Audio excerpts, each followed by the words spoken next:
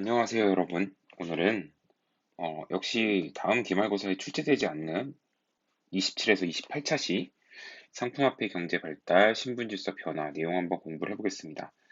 여기는 내신 시험에는 출제가 되지 않고요.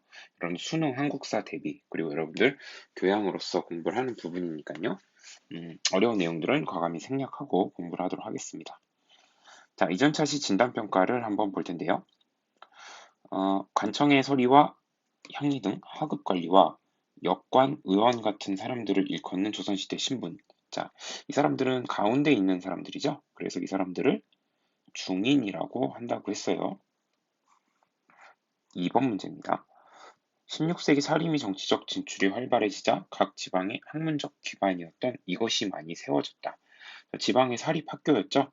사림의 근원지, 사림 양성소라고 볼 수 있는 서원입니다. 오늘의 학습 목표 읽어보겠습니다. 자, 각자 읽으세요. 시작.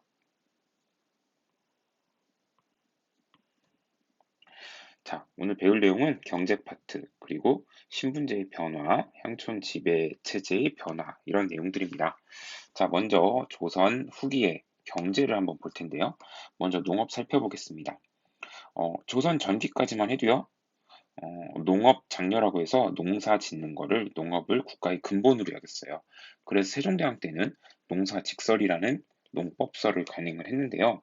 이거는 우리 풍토에 적합한 농사 짓는 방법을 설명한 농법서입니다. 직이라는 말이 요게 포인트죠.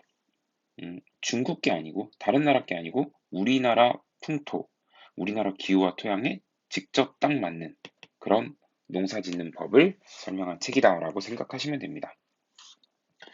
자, 양난을 거치면서 즉 외란과 호란을 겪으면서 모내기법이 확대됩니다. 자, 여러분 모내기법은요 한자로 하면 이양법이라고 하는데요.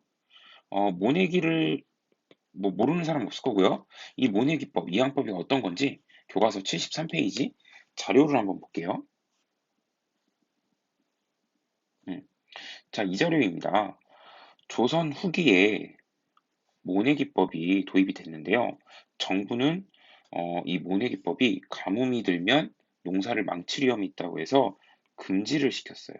그럼에도 불구하고 모내기를 하면 수확량이 크게 늘었기 때문에 모내기법은 점점 확산됩니다. 이 모내기라는 건요, 모판에다가 모를 미리 길러가지고 논에 옮겨놓는 거거든요. 그래서 이 오른쪽에 보면은 지금 모내기 하는 모습이 있는데요. 이렇게 시골에서 모판에서 기른 이 물을 아주 이렇게 많이 공급해 놓은 푹신푹신한 논에다가 이렇게 심는 거. 이게 바로 모내기입니다. 학습지로 돌아오겠습니다. 자, 그래서 한자로 아니, 모라는 의미예요. 모. 그래서 그 모를 옮겨 심는다. 논으로 옮겨 심는다 해서 이양법이라고 하고요. 이 모내기법을 하면서 많은 이득이 있었는데 첫 번째는 이겁니다. 이모작이 가능했다. 이때 이는요, 숫자 2를 의미해요. 이모라는 건 뭐냐면요, 음, 겨를 심고요, 가을에 거둔 다음에 보리를 심어도 돼요. 자, 그럼 두 가지 작물을 재배하는 거잖아요. 그렇게 두 가지 작물을 재배하는 걸 이모라고 합니다. 이모작이라고 합니다. 그래서 벼 심고 그 다음에 보리 심는 거. 이게 모내기법으로 가능해졌고요. 노동력이 줄어들어요. 노동력이 줄어드는 큰 원인은요. 음, 여기 보면요. 사람들이 이렇게 힘들게 모를 이렇게 옮겨 심잖아요. 근데 이렇게 힘을 한번 들여가지고 심어 놓으면 이 모가요. 잘 자라요. 건강하게 잘 자라가지고 잡초가 덜 생긴다고 합니다. 그래서 농사 짓는데 가장 힘든 것 중에 하나가 잡초 뽑는 건데 그 잡초 뽑는 수고가 줄어들어요. 그리고 생산량은 훨씬 늘고요. 자, 그러다 보니까 한 사람이 넓은 면적을 경작하는 광작이 가능해집니다. 교과서 73페이지 총날개 볼게요. 자, 광작이란 넓을 광자예요. 농민들이 더욱 많은 토지, 넓은 토지를 경영하는 것을 의미합니다. 자, 그래서 한 사람이 넓은 토지를 경작하니까 부자도 생기겠죠? 자, 조금 어려운 말이 나왔는데요. 지대납부라고 되어 있습니다. 지대라는 건 뭐냐면 토지를 이용한 대가를 의미합니다. 너 토지 이용했으니까 그 대가로 내놔. 이렇게 하는 거예요. 즉, 땅이 없는 농민이 땅을 빌려서 작물을 심었어요. 그러면 수확한 거에서 일정량을 땅 주인에게 주는 거죠. 그런 걸 지대 납부라고 그래요. 지대납부에 있어서 도조법이라는 것이 확산이 됐는데요. 말이 어렵죠? 73페이지 쪽날개의 설명을 좀 봐야 됩니다. 자, 타조법과 도조법. 우리 뭐 기말고사 볼 거 아니니까 정확히 막 외우지 않아도 되는데 이해만 해봅시다. 타조법은 뭐냐면요. 수확한 것의 일정 비율, 퍼센테이지를 내는 거예요. 그거를 땅 주인한테 내가 당신 땅 빌려서 했으니 내 쌀을 수확한 거의 10분의 1을 드리겠소. 근데 도조법은 뭐냐? 수확의 일정액. 제가 보통 한 10가마니 생산하니까 한 가마니 드리겠습니다. 자, 그런데 처음에는 타조법이 많았는데 나중에 점점 도조법으로 바뀌어요. 도조법으로 바뀌면서 땅을 빌려서 농사 짓는 소작농의 부담이 줄어들어요. 이건 왜 그러냐면요. 어, 내가 한 가마니의 쌀만 딱 주기로 약속했으면 모내기법 같은 걸 도입해서 열심히 해가지고 15가마니를 생산하면 한 가마니 주고 14가마니 남죠. 옛날보다 더 여유가 생기는 거예요. 근데 옛날처럼 10%를 낸다 이러면 내가 죽어라 해가지고 15가마니 만들면 1.5가마니 줘야 되는 거예요. 그러니까 이 일정액을 내는 도조법이 확대되면서 농민의 부담도 줄고 농민들이 더 열심히 농사를 져서 부유해지는 일이 생기는 거죠. 자, 도조법이 확대되면서 또 하나의 변화가 생겨요. 땅 주인인 지주와 땅을 빌려서 농사 짓는 소작농이 관계가 경제적 계약 관계가 됩니다. 쉬운 말로 하면 비즈니스 관계가 되는 거예요. 왜 그러냐? 옛날에는요, 이 땅 주인인 지주들이 소작농을 엄청 귀찮게 했어요. 괴롭히고. 뭐 농사를 지을 때 이렇게 져라 저렇게 져라. 왜냐? 지주는 소작농이 많이 생산할수록 퍼센티지를 가져가니까 많이 가져갈 수 있잖아요. 예를 들자면은 20가마니를 생산하면은 10%면은 2가마니를 먹는 거예요. 그러니까 자꾸 소작농을 막 닥달해가지고 생산량을 늘리려고 노력을 하겠죠. 근데 그냥 깔끔하게 지주가 딱 한 가마니 받게 됐어요. 그럼 지주는 소장농이 망하든 말든 관심 없어요. 한 가마니만 제대로 받으면 되는 거예요. 그러니까 둘이 뭔가 시비할 것도 없고 지주가 소장농을 농사를 이래라 저래라 간섭할 필요가 없어지는 거예요. 그래서 비즈니스 관계가 되는 거예요. 자, 그 다음 아래로 가서 상품 작물의 재배가 확산이 됩니다. 자, 인삼, 담배, 채소 같은 건 우리가 어, 먹고 사는데 꼭 필수적인 건 아니거든요. 이거는 시장에다가 내다 팔기 위해서 재배하는 거예요. 음, 이 아래 타주법, 도주법 얘기 또 나오네요. 일정 퍼센트를 내는 타주법이 일정액을 내는 도주법으로 바뀌면서 소작농의 부담이 줄어들었다라는 말 한 번 더 나왔네요. 자, 넘어가겠습니다. 수공업과 광업인데요. 여러분, 수공업은 물건을 만드는 거예요. 자, 수공업품을 만드는 건데 점점 조선 후기로 가면서 민간에서 만드는 수공업이 발달해요. 원래는 국가가 만들었거든요. 자, 이 민간 수공업, 민영 수공업이 발달하면서 선대자라고 하는 제도가 활발하게 보급이 되는데요. 선대제도 여러분 그냥 뭔지 이해만 하고 갑시다. 선대라는 건요. 미리 선자, 대는 빌리다, 빌릴 대자. 미리 빌려요. 뭐를 빌리냐면 돈 많은 상인한테 돈도 빌리고요. 재료도 빌려요. 그래서 기술자가 수공업품을 만드는 거예요. 그리고 그 물건을 누굴 갖다 줘야 돼요? 상인을 갖다 줘요. 상인은 그걸 또 내다 파는 거죠. 자, 그래서 재료와 자본이 없는 수공업 기술자들이 상인한테 미리 빌리는 거. 그게 선대제입니다. 자, 그리고 공장제 수공업. 옛날처럼 간의 수공업 형태가 아니라 모여가지고 기술자와 일꾼들이 대량으로 수공업품을 만드는 거예요. 자, 그 다음은 광업입니다. 광산이죠, 광산. 자, 여러분, 조선 후기 광산의 CEO, 전문 경영인이 등장합니다. CEO. 근데 이름이 좀 촌스러워요. 덕대. 덕대라고 불리는 아주 세련된 방식으로 광산을 경영하는, 근데 이름은 아주 세련되지 않은 촌스러운 이 덕대를 기억을 해주십시오. 자, 이 덕대라는 존재는요, 자본주의적인 생산 방식이 광산 산업에 도입이 됐다는 걸 의미해요. 이 덕대는요, 이름은 좀 이렇게 후져도 돈을 딱 끌어와가지고 전문 그 기술자들을 고용하는데 굴 파는 사람, 그다음 채굴하는 사람, 뭐 운반하는 사람 다 자기가 이렇게 전문적으로 분업을 해가지고 자본주의적 방식으로 세련되게 광산 경영을 했던 사람들이에요. 자, 73페이지 재미난 풍속화 하나 구경하겠습니다. 이거네요. 여러분, 단원 김홍도의 풍속화를 보면 되게 재밌죠? 선생님은 이 김홍도 그림 되게 좋아하는데 대장간, 담뱃썰기, 타작 이 그림이 있거든요. 그림이 참 재밌어요. 대장간에서 수공업품 만드는 모습이에요. 사람들 표정도 그렇고요. 특히 어린아이 표정 되게 익살스럽죠? 수공업 생산하는 모습입니다. 이거는 담배를 써는 거예요. 담배는 상품 작물이었는데요. 그걸 이제 가공하기 위해서 이렇게 담배를 작두로 써는 거죠. 어, 이게 좀 노출이 좀 심하죠? 그리고 이게 좀 이상해요. 어깨가 너무 올라갔죠. 자, 어쨌든 처음에 이게 사람 그 달인 줄 알았어요. 그리고 오른쪽으로 가서 이거는 농사죠? 농사 짓는데 타작을 지금 하고 있는 거예요. 가을 거지 추수를 해서 지금 타작을 하고 있는데 이상한 사람이 있죠? 뭐 하는 사람이에요, 이거? 이 사람이 지주예요, 땅 주인. 땅 주인이 이렇게 담배 뽀끔뽀끔 피면서 술도 막 마시면서 구경하는 거예요. 내 생산된 그 곡식을 관리하는 거죠. 그리고 속으로 그렇게 생각할 거예요. 진짜 올해는 대풍이구만, 풍년이구만. 많이 걷어가도 되겠구만. 지금 아마 그러고 있을 거예요. 땀 한 방울 안 흘리고 흙 한 번 안 묻히고서 쉽게 어떻게 보면 소득을 얻었던 거죠. 자, 학습지로 돌아오겠습니다. 상업의 발달과 상인의 성장이라고 되어 있습니다. 자, 이제 상업 볼게요. 자, 상업에서는요, 시장이 발달합니다. 시장이 발달하는 데 큰 역할을 했던 사람은 공인이라는 사람들이에요. 공인은 누구냐면요, 우리 대동법 기억나죠? 특산물로 내던 걸 쌀이나 옷감이나 돈으로 내게 했잖아요. 이 공인들이 대동법이 시행되면서 국가가 필요한 그 특산물들을 구하는 역할들을 했어요.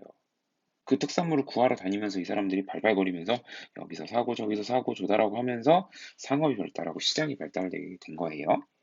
오른쪽 음, 요 문제가 하나 있는데 요 문제의 대동법 얘기랑 이 공인들 얘기가 나와요. 자, 이거 미리 풀어볼게요. 대동법 실시 이후에 정부가 필요한 물품을 누군가 조달해야 되잖아요. 이제 특산물로 세금 안 내니까.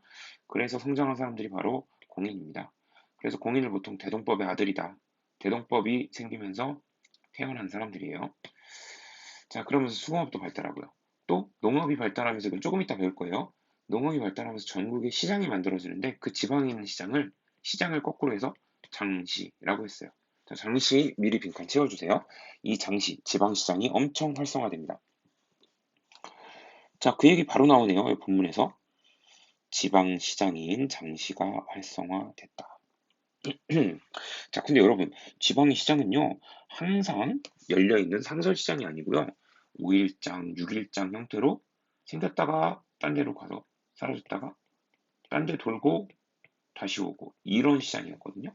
그래서 보따리 들고 등짐 지고 다니는 상인들, 보부상들이 이때 활약을 하게 됩니다. 이것도 좀 적어주세요. 보부상이 활약. 자, 그런데 지방시장이 점점 장사가 잘 되고 이동하지 않아도 계속 사람들이 물건을 사니까 일부 시장들은요, 상설시장, 즉 항상 설치되어 있는 시장. 대전에 보면 유성장이라는 장은 그건 5일장인가 그렇죠? 5일에 한 번씩 열려요. 근데 어, 우리가 알고 있는 뭐 도마시장이나 뭐 우리 주변에 있는 시장들은 다 상설시장이죠. 항상 열리죠. 월화수목금토일. 자, 74페이지에 그림 하나 볼 건데요. 요거 하나 보고 갈게요. 자, 등짐 장수라고 되어 있는데 이런 사람들이 보부상이에요. 손에 보따리 들고 다니면 보상이고 등짐 지면 부상이라고 하는데 이 사람들이 지방시장을 막 돌아다닌 거예요. 자, 아래로 가서요. 사상의 성장이라고 되어 있는데 사상은 뭐냐면요. 상인이에요. 근데 어떤 상인? 개인 장사하는 상인, 국가에 소속되지 않은 개인적으로 장사하는 사람이 사상인데요. 이 사람들이 조선 후기에 성장합니다. 이 사람들이 성장하게 된 가장 결정적 계기는 바로 금난정권이라고 하는 특권이 폐지가 돼서예요. 금난정권의 철폐는 우리가 사실 배웠거든요. 잘 기억 안 날 거예요, 아마. 신해년의 통공이라는 겁니다. 자, 신해년의 통공, 이거 학습지 24, 25차시에 있는데 요거 보고 올게요. 자, 열심히 넘겨서 여기요. 어디 있나? 여기 정조, 개혁 정치에서 신해년의 통공이다 라고 돼 있죠? 신해 통공은 우리가 정조 때 배웠는데 요거 우리가 교과서 소설을 통해서 배웠어요. 어, 그 국가에 허락받은 상인들의 특권을 없앤 건데요. 이게요. 다시 오늘 배우는 내용 넘어가서 교과서 74페이지 본문에 설명이 되어 있어요. 자, 이걸로 다시 한번 정리해 볼게요. 정조 임금 때 유기전을 제외한 시전상인들의 금난정권을 없앴다라고 되어 있는데요. 이게 무슨 소리냐면요.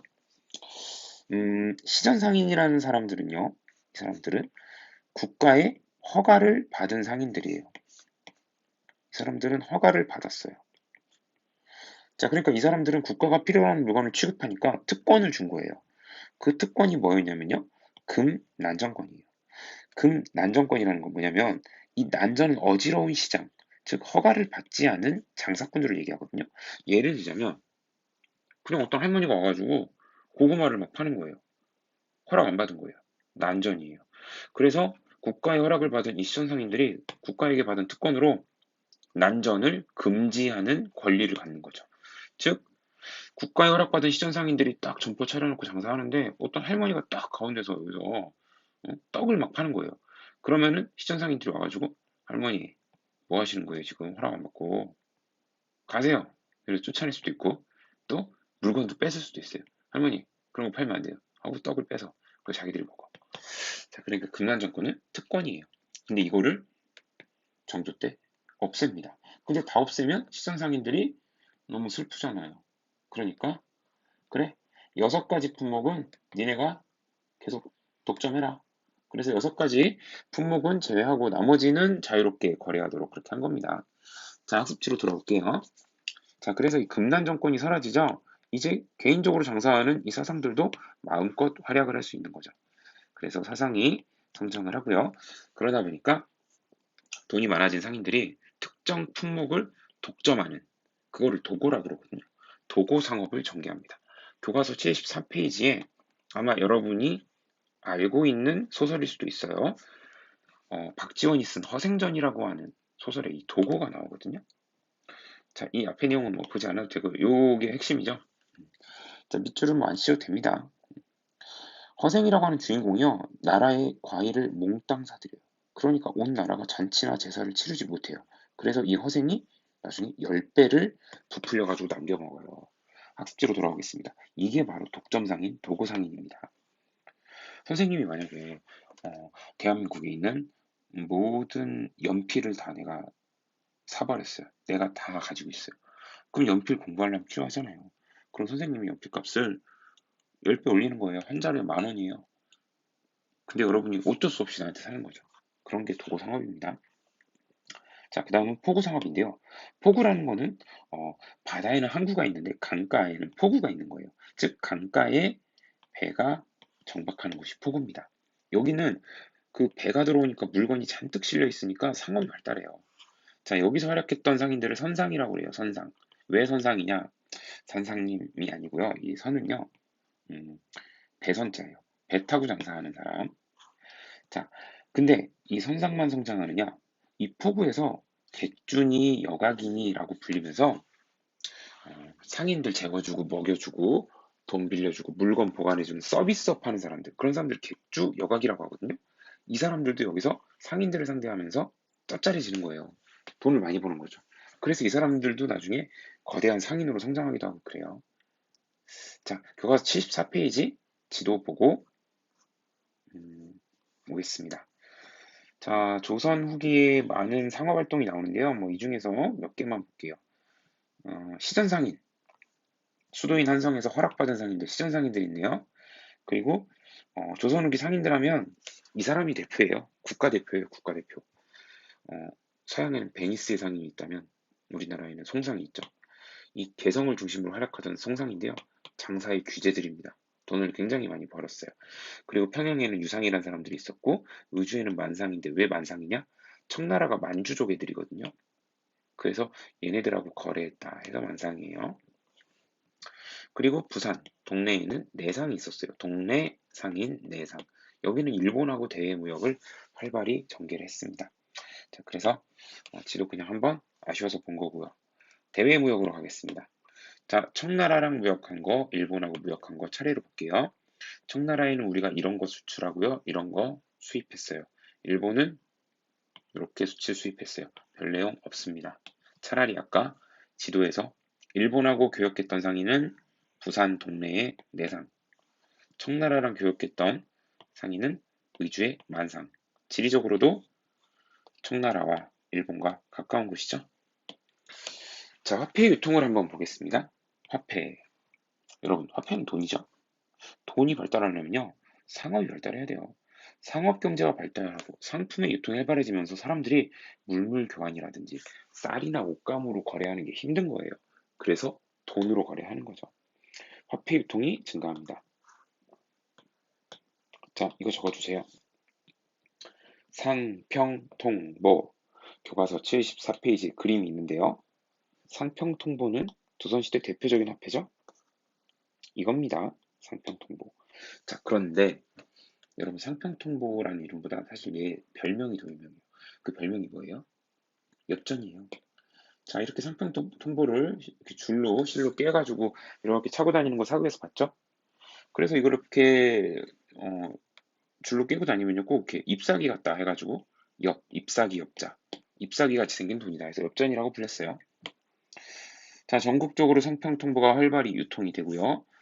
환인이 어음이냐 하는 신용화폐도 발달하는데요. 자, 이건 몰라도 되는데 이게 뭐냐면 신용을 믿고 빌려주는 거예요. 자, 얼마를 언제까지 갚겠습니다 하고 빌려주는 거. 그런 게 신용화폐예요. 요즘도 우리가 신용카드 쓰는 거, 그것도 신용화폐입니다. 다음 달에 갚을 거예요 하고 미리 쓰는 거잖아요. 음, 전황의 발생인데요. 뭐 이거는 이렇게 중요하지 않아서 내가 밑줄 안 쳤는데 전황이라는 건 뭐냐면요. 돈이 황은 이파리가 마르는 걸 황이라고 그래요. 즉 돈이 말라서 사라진다. 돈이 자꾸 없어지는 현상을 말해요. 왜 그러냐? 여기 보면 그 지주나 대상인들이 고리대나 재산 축적에 돈을 이용하는 거예요. 이게 무슨 얘기냐면 고리대, 높은 이자를 받기 위한 이자놀이를 말합니다. 그리고 돈을 집에 쌓아놓는 거예요. 그러다 보니까 유통되는 화폐가 부족해지는 현상이 벌어지는 거예요. 그야말로 돈이 진짜 잎사귀가 마르듯이 말라서 사라지는 거예요. 그러니까 쉽게 말해서 음, 돈을 자꾸 쌓아두고 안 쓰는 사람들이 나타난다는 거예요. 모아두고 그걸로 돈 빌려주고 이자놀이라고. 자, 2번 농민층의 분화와 신분 질서의 변화라고 되어 있습니다. 음, 양반을 먼저 봐야 되는데 양반은 여기 오른쪽 파란 글씨로 되어 있네요. 자, 조선후기 가면서 양반들 중에서 몰락하는 양반들이 생겨요. 그래가지고 일부 양반은 향반이 되는데요. 향반은 뭐냐면 향이라는 건 항상 지방이란 뜻이에요. 시골, 지방. 그래서 향촌에서 지방에서 이제 겨우 양반의 그 폼만 유지하는 좀 불우한 양반. 그게 향반입니다. 그러니까 옷차림이나 이런 거는 얼추 양반 같아요. 근데 가난하고 관직에도 못 나가고 뭐 그런 사람들입니다. 자, 근데 양반이 완전히 몰락하면 진짜 바닥까지 떨어지면 이렇게 되는 거예요. 농민과 처지가 비슷해요. 그런 사람을 잔반이라고 그래요. 이름도 얼마나 슬픕니까? 잔반, 찌끄러기, 양반인데 찌끄러기 양반. 완전히 몰락을 하는 거예요. 교과서 70페이지에 옛날에 봤던 그림이거든요. 이제 이 그림이 새롭게 보일 겁니다. 이 그림 봤던 거 기억나요? 이 사람이 잔반이에요. 그 양반이라서 이렇게 뭐 망건도 쓰고 있고 한데 간에 수공업을 하고 있고요. 아내는 바느질하고요. 그래도 아들은 어떻게 출세 한번 시켜보려고 공부시킵니다. 근데 아들도 이렇게 행색을 보니까 아, 정말 이게 뭐죠? 아니죠? 입은 것 같기도 하고. 근데 이게 좀 이상하네 이게. 안 입은 것 같기도. 음, 이건 몰랐어요. 이게 얼핏 보면 안 입은 것 같은데. 아무튼 엄청 가난한 어, 한번 그렇게 생각하니까 계속 그렇게 보이네요. 그러니까 엄청 가난한 양반이에요. 가난한 양반. 자, 그리고 상민들. 일반 그 평범한 사람들인데요. 일부는 부자 농민이 되는 거예요. 그래가지고 광작, 넓은 면적을 경작하고요. 이렇게 한쪽은 부자가 돼요. 농민들이. 근데 어떤 농민들은 남의 땅 빌려서 일하고 자기 땅이 없는 거예요. 그리고 돈이 없으니까 어디 가서 노동자가 되는 거예요. 임금 받는 노동자. 그리고 영세한 상인으로 몰락하는 거예요. 토지가 없는 사람들은 자꾸 몰락해요. 교과서 75쪽 쪽나기 한번 볼게요. 자, 여기. 그냥 읽어보세요. 농민들이요. 어떤 사람은 부자 되고 어떤 사람은 가난해지고 어떤 사람은 아예 그냥 노동자가 돼버린다. 이렇게 농민이라고 이제 같은 농민이 아니에요. 다양한 스펙트럼이 생기는 겁니다. 자, 납속과 공명첩이라는 게 있는데요. 납속과 공명첩은 돈이나 곡식을 내고 신분을 높여주는 거예요. 75페이지 자료 볼게요. 조선 정부는 공명첩을 왜 발행하였는가? 여러분, 공명첩이라는 건요. 관직을 받는 사람의 이름을 적는 부분이 비어있는 문서입니다. 자, 그래서요. 여기다가 이름만 쓰면 되는 거예요. 내가 만약에 돈 주고 이걸 사면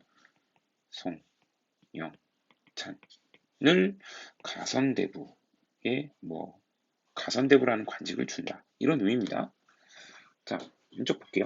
공명첩은 이름을 적는 곳이 비어있는 관직 임명장이다. 임진왜란 때 군량이 부족하니까 임시 방편으로 그 쌀을 바꾸서 이걸 내준 거예요. 돈을 받고. 자, 명목상 관직을 적어준 거 진짜 관직은 아니에요. 근데 이것만 받으면 호적에다가 이 관직을 기록하고 양반 행세를 할 수 있는 거예요. 그 이후에도 조선 정부는 재정이 어렵거나 흉년이 들면 수시로 이걸 발행했어요. 자, 그러다 보니까 문제가 생깁니다. 이거를 발행하는 과정에서 지방 관리와 향리들의 비리가 심해지고요. 점점 돈 많은 농민들이 이걸 사가지고 양반이 되니까 조선 후기 신분제가 흔들리는 거예요. 양반이 너무 많아지는 거죠. 자, 학습지로 오겠습니다. 납속도 비슷한 거예요. 곡식을 내고서 노비가 양인이 되거나 아니면 하급 관직을 얻거나 뭐 그런 게 납속입니다. 자, 이런 식으로 돈 주고서 합법적으로 신분 상승을 하는 거죠. 그리고 불법적으로는 족보를 사들여가지고 양반 족보를 사들여가지고 양반이 되거나 위조해가지고 양반 행세를 하는 거죠. 그래서 양반이 너무 많아지니까 우리가 이런 일이 생기는 거예요. 여러분이 만약에 부모님하고 같이 가는데 여러분 부모님하고 다른 어른하고 시비가 붙은 거예요. 그러니까 여러분 그 부모님이 아니 이 양반이 이런단 말이에요. 근데 여러분 이 양반이라는 말은요. 만약에 조선 전기에 조선시대 그 초에 이 양반이 이러면은 엄청 좋은 겁니다. 이 양반이 이러면 아니 이 지체 높으신 분이 이런 거예요. 근데 양반이 너무 많아졌어. 양반이 자꾸 여기도 양반 저기도 양반이니까 이제 웬만하면 부딪히면 이 사람이 양반일 가능성이 높은 거예요. 그러니까 사람들이 모르는 사람을 이 양반이 이러는 거예요. 심지어 조선 후기에 그 대구에 있는 한 마을에서는 어, 인구의 70%가 양반이었대요. 그러니까 거기 그냥 가다가 만나면 양반이에요. 그러니까 이 양반이 저 양반이 하는 거죠. 자, 그다음 중인들은 어떻게 됐나 봅시다. 중인. 자, 중인은요. 서얼 집단이 서얼들이 집단으로 상소를 올렸어요. 서얼들은 기억나죠? 어머니가 양반 첩인 사람. 그래서 양인첩이나 노비첩의 자식을 말합니다. 아버지는 양반이고요. 이 사람들이 우리도 관직에 나갈 때 차별 없이 해달라. 이들은 과거는 볼 수 있는데 뭐는 못 본다고 그랬어요. 과거 중에. 문과 시험 못 본다고 했죠. 그런 거 차별 없이 달라고 막 상소를 올려요. 그리고 기술직 중인들 대규모 소청운동. 소청이라는 거는 뭔가 청하는 거예요. 부탁하는 거예요. 그래서 관청에 가서 부탁하거나 뭐 이런 거예요. 자, 자기들 차별 없애달라고 막 부탁하는데 큰 성과는 못 거뒀다고 합니다. 노비의 신분 해방입니다. 자, 여러분, 노비가 신분 해방하는 제일 좋은 방법은 이거예요. 쉬운 방법. 도망가는 거죠. 그 다음 뭐가 있냐면 납속, 곡식을 내고 노비에서 해방되고 양인이 되는 거예요. 또 하나, 군대에 가가지고 공을 세우면 그래, 너 노비 해방시켜줄게. 이런 일이 있었어요. 그런데 순조라고 하는 임금 때 조선 후기에 국가가 소유한 노비를 해방시켜줍니다. 와, 그럼 노비를 해방시켜줬으니까 노비한테 엄청 좋은 거 아니냐. 순조 진짜 훌륭하다. 이 사람 정말 백성을 사랑하고 인권에 대한 감수성이 높았나 보다. 근데 그건 아니고요. 여러분, 조선 후기로 가면 점점 어느 신분이 많아진다고 했어요. 양반이 많아져요. 다 양반이에요, 다 양반. 네. 그러니까 점점 누가 줄어요? 세금을 내야 되는 상민들이 주는 거예요. 자꾸 줄어요. 그 국가 입장에서 어떡하지 세금? 아이씨 군대 동원해야 되는데 어떡하지? 양반은 자꾸 많아지고. 그래서 묘수를 낸 거죠. 아하, 노비가 있지. 노비를 상민으로 바꾸면 노비가 세금 안 내는데 세금 내니까 이 부족한 거 보충할 수 있을 거 아니에요. 그래서 일단 국가가 소유한 노비부터 해방을 시킨 거죠. 그래서 세금을 내라 이거죠. 자, 그다음 마지막 향촌 지배체제의 변화라고 되어 있는데요. 싸움이 났어요, 여러분. 싸움 구경하는 거 재밌죠? 내가 안 싸우는 거면 남이 싸우는 건 약간 자극적인 흥미 있잖아요. 이게 향촌에서 치고받고 싸우는 거예요. 이걸 향전이라고 그래요. 향촌의 싸움. 그 선생님이 또 고급스러운 영어 하나 알려드릴게요. 이거 영어로 하면 내가 만든 거예요. 내가 만든 거. 컨츄리 배틀입니다. 그래서 우리 컨츄리 오피스 뭐 또 뭐 있었죠? 컨츄리 프라미스 그리고 컨츄리 배틀까지. 그래서 향약 뭐 그다음에 유향소, 향전 이런 거 선생님이 일부러 여러분 그 쉬운 영어로 컨츄리를 넣어가지고 있죠? 이거는 컨츄리 배틀이에요. 자, 교과서 75쪽 쪽날개를 볼게요. 컨츄리 배틀이 뭔가 한번 봅시다. 향전이란 컨츄리 배틀. 조선 후기 향권을 장악하기 위해 구향과 신향이 서로 대립한 것을 의미합니다. 뭔 말인지 모르겠죠? 자, 학습지에서 확인을 해볼게요. 자, 신향과 구향이 한판 붙은 건데요. 구향은요, 원래 지방에 있던 힘 있는 양반을 구향이라고 그래요. 그러니까 올드 컨츄리라고 볼 수 있는 거죠. 올드 컨츄리들. 원래 힘 있는 양반. 근데 신진 세력이 등장합니다. 그걸 신향이라고 하는데 얘는 뭐냐면 신분을 상승해가지고 그러니까 양반으로 신분 상승한 분홍층들이에요. 그러니까 쉽게 말해 농사꾼 출신이란 말이에요. 그러니까 얘네는 이제 뉴 컨츄리인데요. 지방관인 수령은 옛날 이 구향을 견제하기 위해서 신향을 지원해줘요. 그래서 야, 니네가 저놈들 구향들하고 서로 치고받고 하면서 견제하고 니네 둘 다 너무 커지지 마라. 지방관은 그걸 노린 거예요. 수령들은. 근데 뭐 그렇다고 해서 신향이 그렇게 구향을 압도하진 못해요. 자, 어쨌든 이 과정에서 결국 어, 어부지리를 누리는 거죠. 어부지리. 그러니까 이 싸움을 붙여놓고 수령, 지방관이 자기 힘만 세지는 거예요. 이 둘은 자꾸 싸우니까 못 크겠죠? 힘이 약해지겠죠? 그때 이 수령이 점점 세지는 거예요. 자, 그리고 관권의 강화다라고 했는데 관이라는 건 국가라는 의미예요. 그래서 여기는 지방관을 의미하는데 지방에서 지방관의 권한, 힘이 점점 세집니다. 왜냐하면 원래 옛날에는 이 힘 있는 양반들이 이 지방관들하고 약간 서로 이렇게 경쟁 관계, 긴장 관계였는데 이제는 얘네들도 지금 컨트리 배틀 하냐고 정신이 없는 거예요. 그러니까 이제 지방관 힘이 쭉쭉쭉쭉 강해지는 거죠. 자, 그래서 지방에 있는 힘 있는 양반들의 힘이 약해져요. 반면에 지방관 수령하고 향리 권한이 강화됩니다. 국가의 힘이 점점 세지는 거죠. 자, 이건 아까 문제 풀었고요. 2번으로 가겠습니다. 이름 비어있다. 여러분들 여기다 심심하면 여러분 이름 적어보세요. 이런 식으로 이름 적어보세요. 자기 이름. 그러면 내가 이제 명목상 양반이 되는 거예요. 돈 주고 그때 살만했겠죠. 자, 공명첩 이름이 비어있는 문서. 부자 농민들은 이것과 공명첩을 통해 합법적으로 신분 상승했대요. 합법적인 신분 상승 방법도 뭐 있었죠? 곡식을 내고 양인이 되거나 아니면 관직을 얻는 거. 그걸 납속이라고 합니다. 자, 그 다음 넘겨서 요거 봤을 거예요.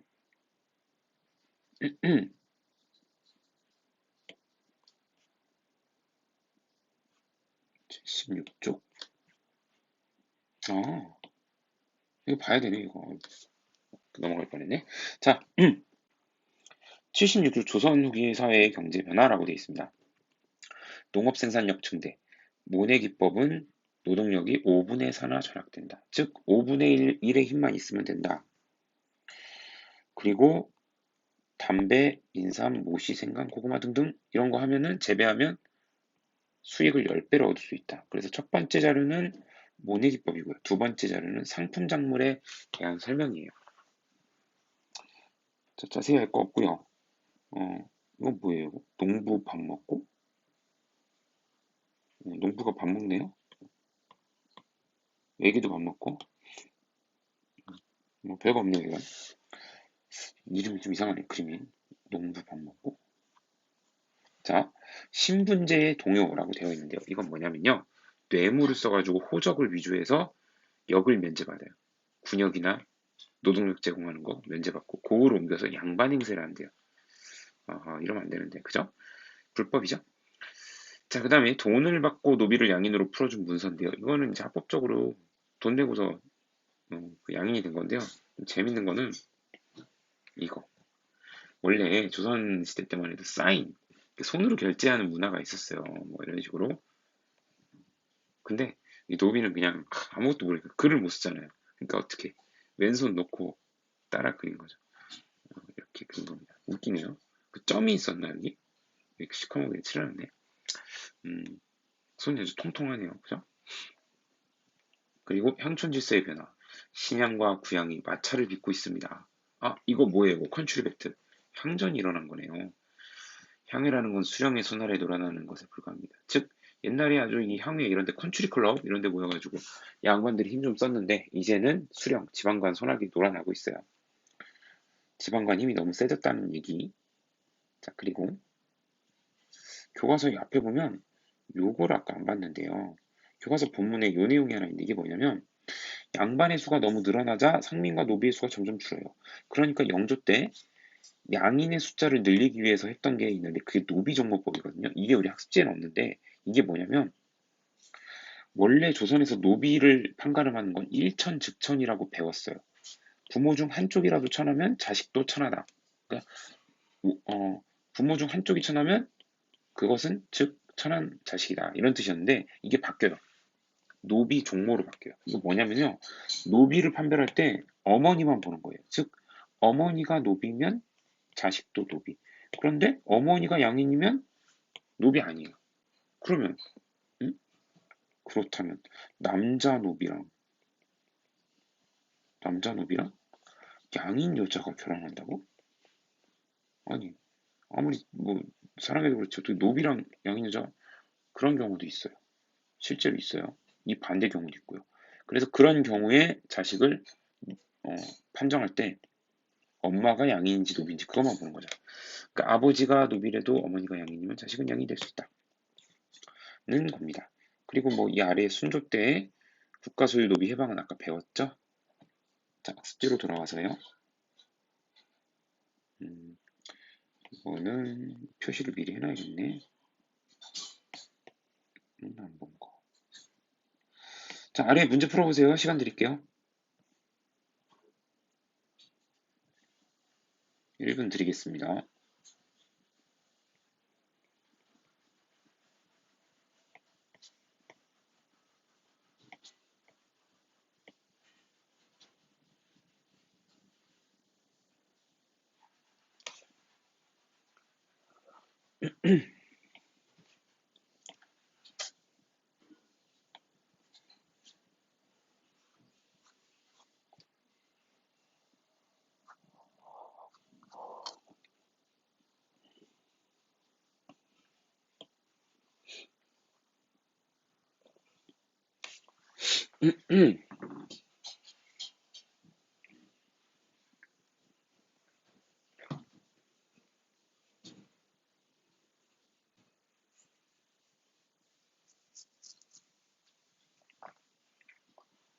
자, 문제 풀어볼까요? 뭐 여기 시험에 안 나오는 부분이니까 좀 편하게 풀게요. 양난 이후에 논농사에서 모내기법이 전국적으로 확산되었다. 모내기법 확산. 맞아요. 외람과 호란 이후를 사실상 조선 후기라고 봐요. 조선 후기 얘기하는 거예요. 조선 후기 민영수공업이 쇠퇴하고 관영수공업 발달 반대입니다. 국가가 운영하던 수공업은 점점 쇠퇴하고 개인이 운영하는 수공업이 발달해요. 상업활동 활발해지면서 국가의 허가를 받지 않은 개인적인 상인들이 등장하였다. 맞네요. 그 중에서 특히 큰 역할을 했던 게 뭐가 폐지된 거?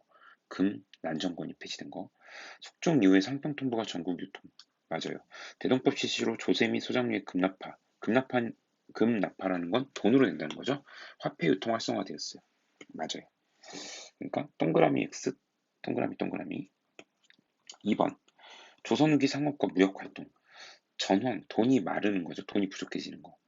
전환이 발생하면서 사적인 무역이 허용되었다. 이거는 상식적으로 말이 안 되는 거죠. 돈이 말랐는데 사적으로 무역이 활성화된다? 허용된다? 이상하죠? 돈이 없는데 어떻게 무역을 해요? 자, 의주의 만상이 청과의 무역 주도했다. 아까 지도에서 봤죠? 동네의 대상, 일본과의 무역. 맞아요. 전국 주요 도시 장시가 육로 회로 연결되었다. 맞는 얘기입니다. 개성의 송상이 청과 일본을 연결하는 중개무역을 했다. 이것도 맞는 얘기예요. 아까 지도에서 이 얘기는 안 했는데 일본으로부터 들어온 물건 내상이 취급해가지고 국내로 유통되죠. 청나라로부터는 이제 만상이 중개해가지고 들어와요. 자, 그러면 이 일본 물건하고 청나라 물건을 국내에서 또 유통시키는 유통망이 있을 거 아니에요. 그거를 개성의 송상들이 많이 했어요. 자, 그 다음에 3번. 밑줄 친 이 농법으로 알맞은 말. 이 농법은요, 잡초 제거 시 드는 노동력을 절약해준대요. 생산량도 늘려준대요. 어, 그 쌀을 심고 그 다음에 보리를 심을 수 있는 두 가지 작물 재배하는 이모작이 가능하고요. 넓은 면적을 혼자서 농사를 지을 수가 있어요. 이런 거 뭐라 그랬어요? 무슨 법? 모내기 법. 이거를 한자로 하면 좀 유식한 말로 모를 옮긴다 해서 앙을 옮긴다. 이앙법. 이앙은 모라는 뜻입니다. 자, 4번 다음 자료 향촌사의 모습. 근래 신양이 구양과 마차를 빚었다. 아, 컨트리 배틀. 배틀이죠. 컨트리 배틀. 자, 이거 볼게요. 탐구 활동을 해야 되는데 컨츄리 배틀을 보고서 부계중심 가족제도? 엉뚱하네요. 이건 어때요? 아주 적절하죠? 컨츄리 배틀 수령에 관한. 이게 정답이네요. 신양 세력이 향촌을 완전 장악하지 못했어요, 신양이. 향촌사의 성리학주기법, 신분제 동요 안정, 향해? 이거는 큰 상관이 없습니다.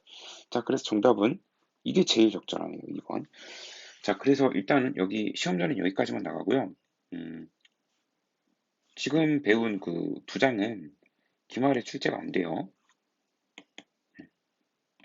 기말에 출제 안 되고요.